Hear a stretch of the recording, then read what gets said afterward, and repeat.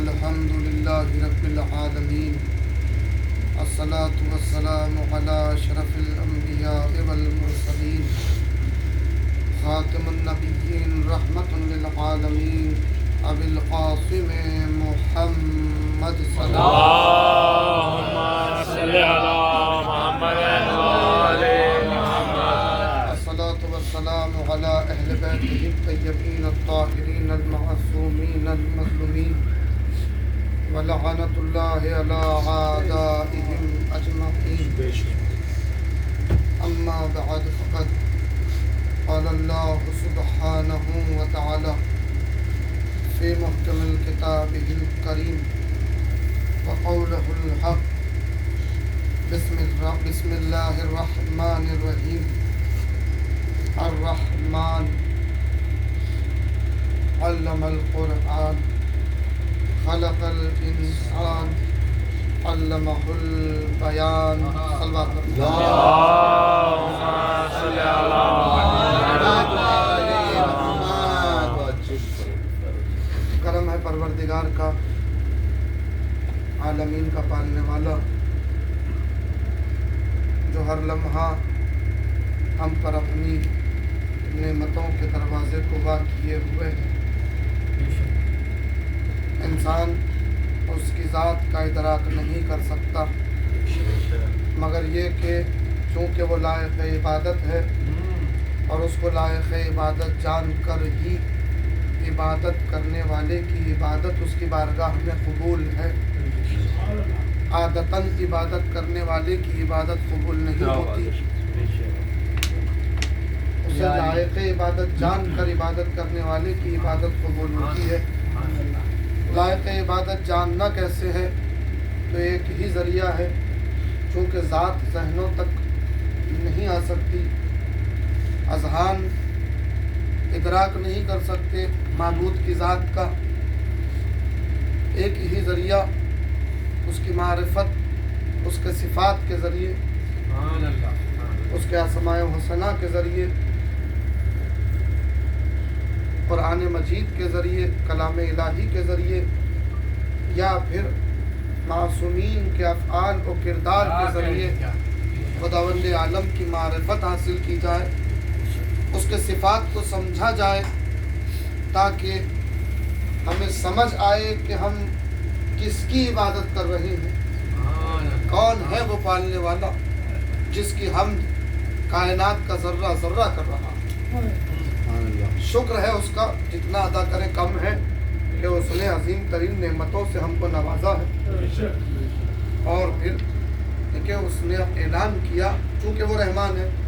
میں نے اپنے مقصد کو پانے کے لیے سورہ رحمان سے 4 آیتوں کی تلاوت کا شرف حاصل کیا۔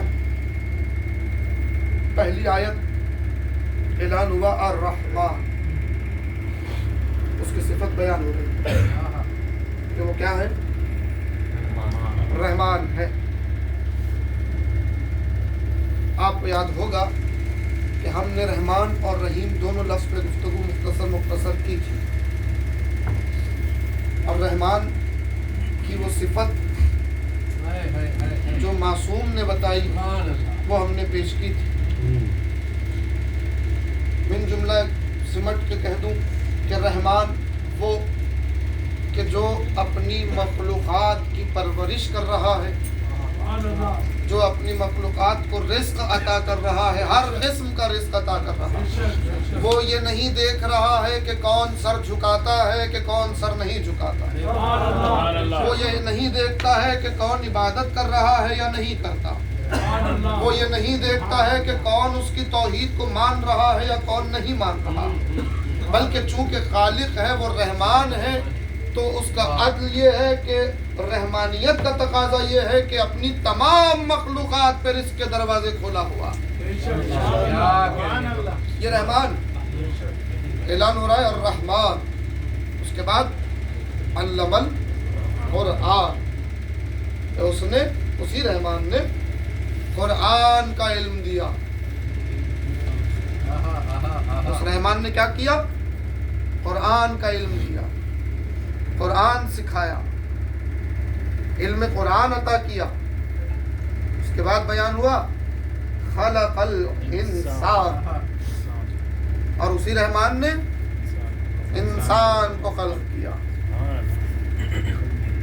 انسان کو خلق کیا تو پھر اب کیا فرمایا؟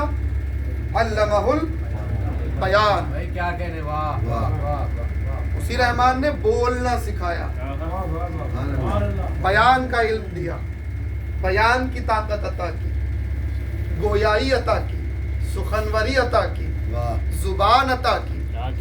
اسی رحمان.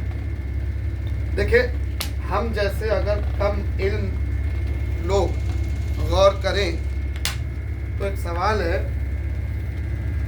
کہ الرحمن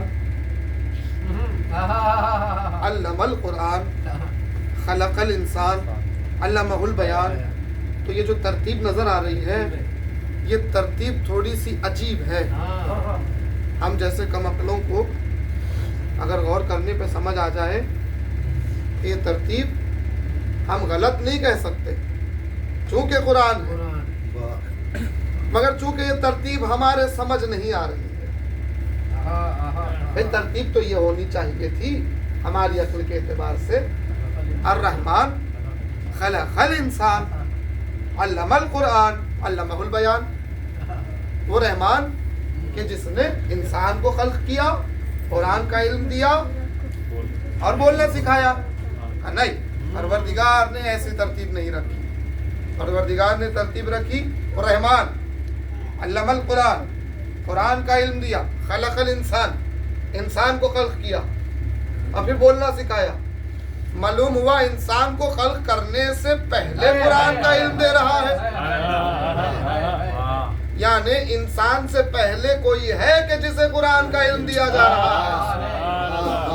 تسلیم کرنا پڑے گا قرآن کی اس ترتیب کے حوالے سے کہ انسان سے پہلے کوئی ہے کہ جسے قرآن کا علم دیا جا رہا.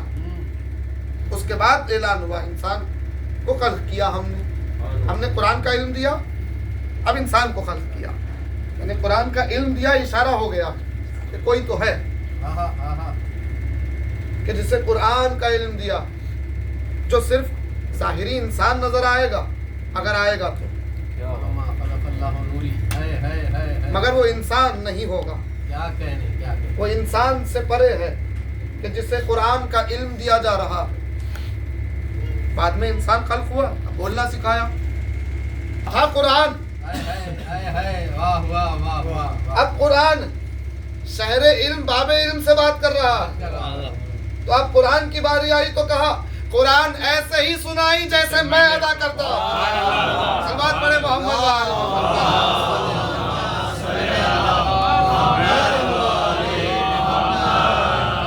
دنیا میں آتے ہی اللہ کی کتابوں کو پڑھ کے سنا کر بتایا جا رہا ہے کہ دنیا سمجھے کہ علم القرآن کے مصداق کون ہے.